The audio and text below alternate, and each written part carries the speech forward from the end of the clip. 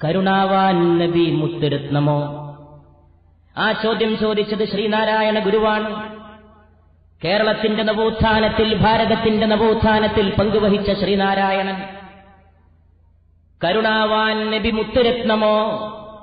പരിശുദ്ധ നബി മുഹമ്മദ് മുസ്തഫ സല്ലല്ലാഹു അലൈഹി വസല്ലമയുടെ ഏറ്റവും മുന്തി നിൽക്കുന്ന ഗുണം കാരുണ്യമെന്ന് ശ്രീനാരായണ ഗുരു അടിവരയിട്ട് വിശേഷിപ്പിച്ചുവെങ്കിൽ, അതിമനോഹരമായ ശാലീനമായ വരികളെ കൊണ്ട് വിശേഷിപ്പിച്ചുവെങ്കിൽ, വിശുദ്ധ ഖുർആൻ നബിക്ക് നൽകിയ നാമധേയവും അതാണ്. വമാ അർസൽനാക ഇല്ലാ റഹ്മതൻ ലിൽ ആലമീൻ. സർവ്വജനതകൾക്കും അനുഗ്രഹമായിട്ടല്ലാതെ നബിയെ അങ്ങേ നാം നിയോഗിച്ചിട്ടില്ല. സകല ജനതകൾക്കും സർവ്വലോകങ്ങൾക്കും കാരുണ്യമായിട്ടല്ലാതെ, സർവ്വലോകങ്ങൾക്കും കാരുണ്യമായിട്ടല്ലാതെ നബിയെ അങ്ങേ നിയോഗിച്ചിട്ടില്ല. എന്തുകൊണ്ടാണ് കാരുണ്യം ഇത്രയേറെ അടിവരയിട്ട് പറയേണ്ടി വന്നത്? പത്രത്തിന്റെ ഇന്നലെയും മിനിഞ്ഞാന്നുമുള്ള 1-ാം പേജുകൾ മറുപടി നൽകും. കിടക്കയിൽ ചുരുണ്ടു കിടക്കുന്ന മനുഷ്യൻ കൂടി പുതച്ചു കിടക്കുകയല്ല, കഴുത്തിലേറ്റ വെട്ടുകൊണ്ട് മരണപ്പെട്ട് കിടക്കുകയാണ്.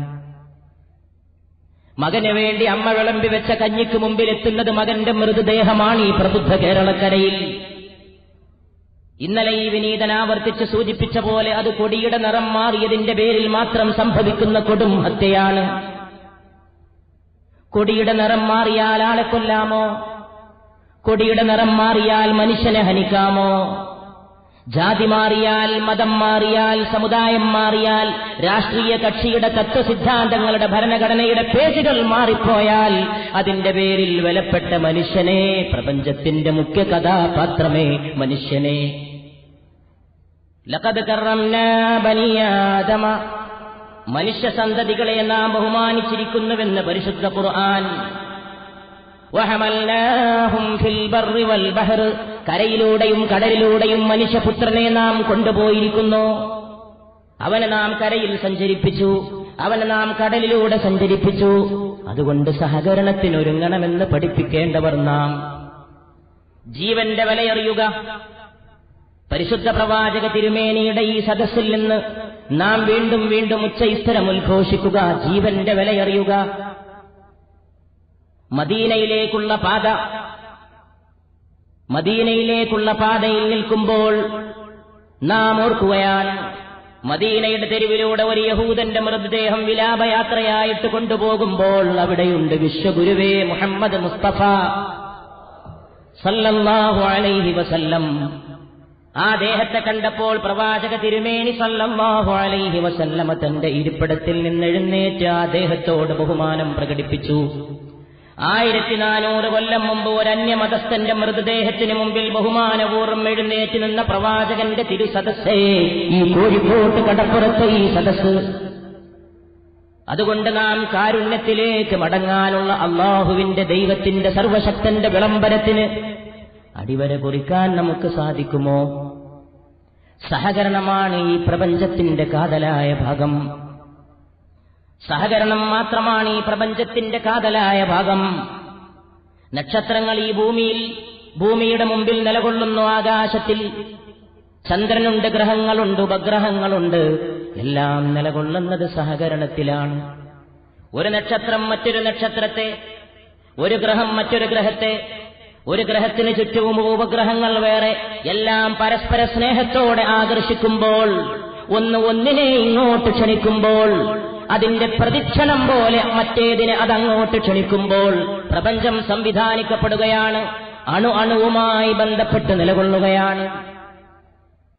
ഒരു ദിവസം റസൂലുള്ളാഹി സ്വല്ലല്ലാഹു അലൈഹി വസല്ലമയുടെ മുമ്പിൽ വന്നുകൊണ്ട് ഒരാൾ വളരെ വിഷമത്തോടെ, വേദനയോടെ പറഞ്ഞു, എന്റെ ഹൃദയത്തിന് കാഠിന്യമാണ്, എന്റെ ഹൃദയത്തിൽ കാരുണ്യം വരുന്നില്ല, എന്റെ ഹൃദയം പരുക്കൻ ഭാവങ്ങളിലേക്ക് പോവുകയാണ്, അതുകൊണ്ട് ഞാൻ എന്ത് ചെയ്യണം? പരിശുദ്ധ റസൂൽ സല്ലല്ലാഹു അലൈഹി വസല്ലം അതിന് മറുപടി പറഞ്ഞുകൊണ്ട് അറിയിച്ചു, നിങ്ങളെപ്പോഴെങ്കിലും അവസരം കിട്ടുമ്പോൾ അനാഥ മക്കളുടെ തല പോയിട്ട് തലോടുക. ഒരു യതീമിനെ കാണുമ്പോൾ അവന്റെ ശിരസിന്റെ തലയിലെ രോമങ്ങളിലൂടെ നിങ്ങൾ നിങ്ങളുടെ കയ്യിനെ പായിപ്പിക്കുക. എവിടെയാണ് മതവിശ്വാസം? എന്താണ് മതവിശ്വാസം? എല്ലാം ഒരു ആവേശമായി മാറുന്ന ഈ ലോകത്ത്, അവബോധമാകേണ്ട മതം വെറും ആവേശമായി മാറുന്ന ഈ ലോകത്ത്, ഞാനും അനാഥയെ സംരക്ഷിക്കുന്നവനും സ്വർഗത്തിൽ ഇപ്രകാരമാണെന്ന് നടുവിരലും ചൂണ്ടാണിവിരലും ചോർത്ത് പിടിച്ചുകൊണ്ട് മൊഴിഞ്ഞ മുഹമ്മദ് മുസ്തഫ സല്ലല്ലാഹു അലൈഹി വസല്ലമയുടെ അവദാനങ്ങളെ ഓർത്തുകൊണ്ട് നാം മനുഷ്യന്റെ മുമ്പിൽ അവന്റെ കഥനങ്ങൾ അറിയാനുള്ള ഒരു ഹൃദയം അവനുണ്ടാക്കി കൊടുക്കേണ്ട പ്രാർത്ഥനയ്ക്ക് വേണ്ടി സമ്മേളിച്ചതാണ്. ഇന്ന് മനുഷ്യന് യഥാർത്ഥ ദുഃഖം കണ്ടാൽ അവന്റെ മനസ്സുണരുന്നില്ല. സ്ക്രീനിൽ കാണുന്ന ദുഃഖത്തിനു വേണ്ടി മാത്രമേ മനസ്സുണരൂ. രോഗിയായി കിടക്കുന്ന ഒരു മനുഷ്യൻ അയൽപക്കത്തുണ്ടെങ്കിൽ അത് കണ്ണീര് സൃഷ്ടിക്കുന്നില്ല. പക്ഷേ സിനിമയിലോ സീരിയലിലോ ഒരു രോഗിയെ ആരെങ്കിലും അഭിനയിച്ച് അവതരിപ്പിക്കുകയാണെങ്കിൽ പെണ്ണുകൾ ടെലിവിഷന്റെ മുമ്പിൽ കൈലേസുമായിട്ട് കർച്ചീഫുമായിട്ട് കണ്ണീര് തുടക്കാൻ പോയിരിക്കുന്നു. അഭിനയത്തോടാണ് താൽപര്യം. ദുഃഖം പോലും അഭിനയിച്ച് കാണിച്ചു കൊടുക്കേണ്ടതാണ്. അയൽപക്കത്ത് ക്യാൻസർ പിടിച്ചു കിടക്കുന്ന മനുഷ്യനുണ്ടെങ്കിൽ ആ ക്യാൻസർ പിടിച്ച മനുഷ്യന് വേണ്ടി ഒരിറ്റ് കണ്ണുനീരൊഴുകുന്നില്ല. സ്ക്രീനിലുള്ള ഒരു രോഗിയെ കാണുമ്പോഴേക്ക് കരഞ്ഞിട്ട് മൂക്കിലൂടെ പോലും കണ്ണുനീരൊലിക്കുന്ന പെണ്ണുങ്ങൾ ജീവിക്കുന്ന ലോകത്ത് സർവം അഭിനയമയമായി തീരുകയാണ്. എല്ലാം കാഴ്ച കാഴ്ച കാഴ്ച, സൈറ്റ് സൈറ്റ് സൈറ്റ്. മനുഷ്യൻ വെറും കാഴ്ചക്കാരനാണ്. എല്ലാം കാഴ്ചയായി മാറിയപ്പോൾ അവന് നഷ്ടപ്പെട്ടു പോയത് അവന്റെ ഉൾക്കാഴ്ചയാണ്. ഇന്റർനെറ്റിന്റെയും ഇലക്ട്രോണിക് മീഡിയയുടെയും മുമ്പിൽ എന്ത് സംഭവിക്കുന്നു, അതിലെ പല പരിപാടികളും സംഗതികളും അത് മനസ്സിൽ ജനിക്കുകയും കണ്ണിൽ പോയി മരിക്കുകയും ചെയ്യുന്നു. ഈ വിനീതൻ അടിവരയിട്ട് വീണ്ടും ആവർത്തിക്കുകയാണ്. ആ സമീപനങ്ങൾ മനസ്സിൽ ജനിക്കുകയും അത് കണ്ണിൽ പോയിട്ട് മരിക്കുകയും ചെയ്യുന്നു. ഹൃദയത്തെ സ്പർശിക്കാതെ പോകുന്ന അത് ഭാവനയെ ഉണർത്തുന്നില്ല, ആന്തരികമായ നന്മയെ ഉണർത്തുന്നില്ല. അതിനു പുറമെ അത് തിന്മകളെ വളർത്തുകയാണ്. അടുത്ത കാലത്ത് കേരളക്കര മദ്യത്തിന്റെ വലിയ ഒരു ആറാട്ട് കേന്ദ്രമായിട്ട് മാറി. ആളെ കൊല്ലണമെങ്കിൽ കള്ളുഷാപ്പിലേക്ക് ക്ഷണിച്ചാൽ മതി എന്ന അവസ്ഥ ഈ കേരളത്തിൽ വന്നു. ഈ ഒരവസ്ഥ ഇവിടെ സംജാതമാക്കിയതിൽ കലയിലൂടെ, സാഹിത്യത്തിലൂടെ, മാധ്യമങ്ങളിലൂടെ മദ്യം വിളമ്പുകയും മദ്യാസക്തിയെ വളർത്തുകയും ചെയ്തവർക്കുള്ള പങ്ക് നാം ആരും ഗൗരവത്തോടെ ചിന്തിച്ചില്ല. അതുകൊണ്ട് നാം ഇതാ ഈ മദീനയിലേക്കുള്ള പാതയിൽ നിലകൊള്ളുമ്പോൾ 14 നൂറ്റാണ്ട് മുമ്പ് മദീനയുടെ തെരുവിൽ മുഴങ്ങിയ വാക്കുകൾ ഓർക്കുകയാണ്. മൻ ശരിബ ഖംറൻ മുസ്കിറൻ മുസ്തഹില്ലൻ ലഹു ബഅദ തഹരീമിഹി ലം യതുബ് വലം യൻസഅ ഫലൈസ മിന്നീ വലാ അന മിൻഹു യൗമൽ ഖിയാമ.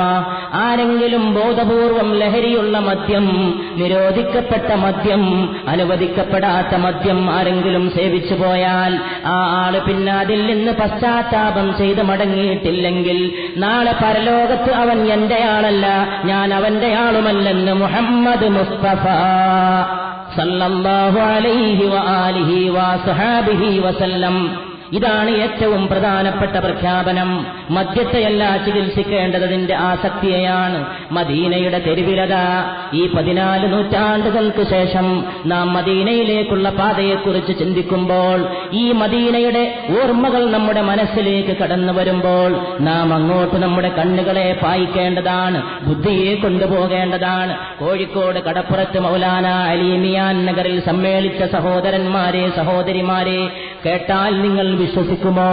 നിങ്ങൾ ഉൾക്കൊള്ളുമോ? നിങ്ങൾ നിരാകരിക്കുമോ? മദീനയുടെ തെരുവിന്റെ വക്കത്തിരുന്ന ഒരാളൊരു ദിവസം ഒക്കാനമുണ്ടാക്കിയിട്ട് കൃത്രിമമായിട്ട് ഛർദി ഉണ്ടാക്കാൻ ശ്രമിക്കുകയാണ്. വായിൽ കൈയിട്ടുകൊണ്ട്, അണ്ണാക്കിലേക്ക് കയ്യ് പായിച്ചുകൊണ്ട് ആ കൃത്രിമമായിട്ട് ഛർദി ഉണ്ടാക്കിയിട്ട് ഓക്കാനമുണ്ടാക്കാൻ ശ്രമിക്കുന്ന മനുഷ്യന്റെ അടുക്കൽ ചെന്നുകൊണ്ട് ആളുകൾ ചോദിച്ചു, മനുഷ്യ നിനക്ക് എന്ത് സംഭവിച്ചു? എന്തിന് നിങ്ങൾ ഓക്കാനമുണ്ടാക്കുന്നു? എന്തിന് കരുതിക്കൂട്ടി നിങ്ങൾ ഛർദിയെ ക്ഷണിച്ചു വരുത്തുന്നു? ആ സമയത്ത് ആ മദീനയുടെ തെരുവിലിരുന്ന മനുഷ്യൻ പറഞ്ഞു, എന്തിനു വേണ്ടിയാണ് മദീനയിലേക്കുള്ള പാത? എന്തിനു വേണ്ടി നൂറ്റാണ്ടുകൾക്ക് മുമ്പുള്ള ഈ ചരിത്ര സത്യങ്ങളെ നാം ഓർക്കണം, എന്തിനയവിറക്കണം? ആ സഹോദരൻ പറഞ്ഞു, നിങ്ങൾ അറിഞ്ഞുവോ, മദീനയുടെ തെരുവുകളിൽ മാത്രമല്ല, മദീനയിൽ മാത്രമല്ല, മനുഷ്യ സമുദായത്തിന്റെ മുമ്പിൽ മദ്യം നിരോധിച്ചിരിക്കുകയാണ് പരിശുദ്ധ പ്രവാചക തിരുമേനി മുഹമ്മദ് മുസ്തഫ സല്ലല്ലാഹു അലൈഹി വസല്ലം. റസൂൽ നിരോധിച്ച മദ്യം, ആ നിരോധനത്തിന്റെ അവസാനത്തെ വിളംബരം വരുന്നതിന് മുമ്പ് ശേഷമാണ് മദീനയിൽ മദ്യനിരോധനത്തിന്റെ വിളംബരം മുഴങ്ങിയത്. അതുകൊണ്ട് പരിശുദ്ധ റസൂലേ അന്ന് നിരോധിച്ച ആ വൃത്തികെട്ട പാനീയം ഒരു സെക്കൻഡ് പോലും എന്റെ കുടലിൽ കിടക്കാൻ ഞാൻ ആഗ്രഹിക്കുന്നില്ല. അതുകൊണ്ട് ഞാൻ അകത്തേക്ക് കൈയിട്ടുകൊണ്ട് അണ്ണാക്ക് സ്പർശിച്ചുകൊണ്ട് കൃത്രിമമായി ഓക്കാനമുണ്ടാക്കിയിട്ട് അകത്തേക്ക് പോയ മദ്യത്തിന്റെ ഒടുക്കത്തെ തുള്ളി പോലും ഛർദ്ദിക്കാൻ ശ്രമിക്കുകയാണെന്ന് 1400 കൊല്ലം മുമ്പ് ഒരു മനുഷ്യൻ ഉദ്ഘോഷിച്ചുവെങ്കിൽ അതിന് പ്രേരിപ്പിച്ച ചേതോവികാരം എന്ത്? അതിന് പ്രേരിപ്പിച്ചത് ഗവൺമെന്റിന്റെ നിയമമോ? അതിന് പ്രേരിപ്പിച്ചത് പോലീസ് ജീപ്പിന്റെ വിളിയാളമോ? അതിന് പ്രേരിപ്പിച്ചത് പത്രത്തിലൂടെയുള്ള ക്ഷണമോ? അതിന് പ്രേരിപ്പിച്ചത് ബില്ല് പാസാക്കിയതോ? അതിന് പ്രേരിപ്പിച്ചത് പ്രഖ്യാപനങ്ങളോ? അതിന് പ്രേരിപ്പിച്ചത് പ്രഘോഷണങ്ങളോ? അതിന് പ്രേരിപ്പിച്ചത് പ്രേരണകളോ? അതോ ആത്മാവിന്റെ ഒരു വിളിയാളമോ? ആരെങ്കിലും ഈ മദ്യം അകത്തേക്ക് സേവിച്ചു പോയാൽ ആ മനുഷ്യൻ പിന്നെ അതിൽ നിന്ന് പശ്ചാത്തപിച്ച് മടങ്ങിയിട്ടില്ലെങ്കിൽ ഞാൻ നാളെ അന്ത്യദിനത്തിൽ അവന്റെയാളുമല്ല, അവൻ എന്റെയാളുമല്ല എന്ന് മുഹമ്മദ് മുസ്തഫ സല്ലല്ലാഹു അലൈഹി വആലിഹി വഅസ്ഹാബിഹി വസല്ലം. മദ്യത്തിന്റെ ദുരന്തത്തിൽപ്പെടുന്ന സഹോദരിമാർക്ക് വേണ്ടി ഒരിറ്റ് കണ്ണുനീർ വീഴ്ത്തുക. കള്ളു കുടിച്ച് ലക്കുകെട്ട് വീട്ടിലേക്ക് മടങ്ങി വന്ന് രാവും പകലും പെങ്ങന്മാരെ ബുദ്ധിമുട്ടിക്കുന്നവർക്ക് വേണ്ടി ഒരു കണ്ണുനീരിന്റെ ഒരു തുള്ളി വീഴ്ത്തുക. അങ്ങനെ സ്നേഹത്തിന്റെ കാരുണ്യത്തിന്റെ ഒരംശം നമ്മുടെ മനസ്സിലുണ്ടാക്കാൻ, സഹജീവികളുടെ മനസ്സിലുണ്ടാക്കാൻ നാം പാടുപെടുക. അങ്ങനെ ഈ സ്നേഹമുണ്ടാക്കിയിട്ട് ആ സ്നേഹത്തെ എങ്ങോട്ടാണ് കൊണ്ടുപോകുന്നത്? മദീനയിലേക്കുള്ള പാതയുടെ ഈ സദസ്സിൽ ഈ പരിപാടിയുടെ ലക്ഷ്യം ആവർത്തിച്ചാവർത്തിച്ച് ഈ വിനീതൻ വ്യക്തമാക്കുകയാണ്. ഇത് സ്നേഹത്തിന്റെ ഉറവയെ ഉണർത്താനാണ്. مقتلة حبي بقلب أحد فأحبني إلا حرم الله جسده على النار. ആരുടെയെങ്കിലും ഹൃദയത്തിലേക്ക് എന്റെ സ്നേഹം കടന്നു ചെന്നാൽ, ആരെങ്കിലും ഹൃദയത്തിൽ വെച്ച് എന്നെ സ്നേഹിച്ചാൽ, ആ സ്നേഹിച്ചവന്റെ ശരീരത്തെ അല്ലാഹു നരകത്തെ തൊട്ട് കാത്തു സൂക്ഷിക്കുക മാത്രമല്ല അവനെ നരകം അല്ലാഹു ഹറാമാക്കുമെന്ന് പരിശുദ്ധ റൂഹി ഫിദാ മുഹമ്മദ് മുസ്തഫ സല്ലല്ലാഹു അലൈഹി വസല്ലം. തള്ളയാട് അതിന്റെ കുഞ്ഞിന് പാല് കൊടുക്കാൻ വരുന്നത് നിങ്ങൾ ശ്രദ്ധിച്ചിട്ടുണ്ടോ എന്നൊരിക്കൽ നബി തിരുമേനി സല്ലല്ലാഹു അലൈഹി വസല്ലം അനുയായികളോട് ചോദിച്ചു. തള്ളയാട് അതിന്റെ കുഞ്ഞാടിന് പാല് കൊടുക്കാൻ വരുമ്പോൾ, കുഞ്ഞാട് പാല് കുടിക്കാൻ വരുമ്പോൾ തള്ളയാട് കാല് ഉയർത്തിക്കൊടുക്കുന്നത് നിങ്ങൾ ശ്രദ്ധിച്ചിട്ടുണ്ടോ? ആ തള്ളയാട് കാല് ഉയർത്തിക്കൊടുക്കുന്നത് കുഞ്ഞാടിന്റെ ശരീരത്തിൽ അതിന്റെ കുളമ്പുള്ള കാല് ചെന്നിട്ട് നൊന്തുപോകാതിരിക്കാനാണ്. അങ്ങനെ തള്ളയാടിന്റെ കുളമ്പ് കുഞ്ഞാടിന്റെ മൃദുലമായ തൊലിയിൽ തട്ടി നൊന്തുപോകാതിരിക്കാൻ തള്ളയാട് കുഞ്ഞാട് അകടിൽ നിന്ന് പാല് കുടിക്കുമ്പോൾ കാല് ഉയർത്തിക്കൊടുക്കുന്നത് പോലും അല്ലാഹുവിന്റെ കാരുണ്യത്തിന്റെ ഭാഗമാണെന്ന് പരിശുദ്ധ മുഹമ്മദ് മുസ്തഫ സല്ലല്ലാഹു അലൈഹി വസല്ലം. അതുകൊണ്ട് ഇത് ഹുബ്ബുൻ നബിയുടെ സദസ്സ്, ഇത് സ്നേഹത്തിന്റെ സദസ്സ്, ഇത് പരിശുദ്ധ നബിയെ മദ്ഹ് ചെയ്യുന്ന സദസ്സ്.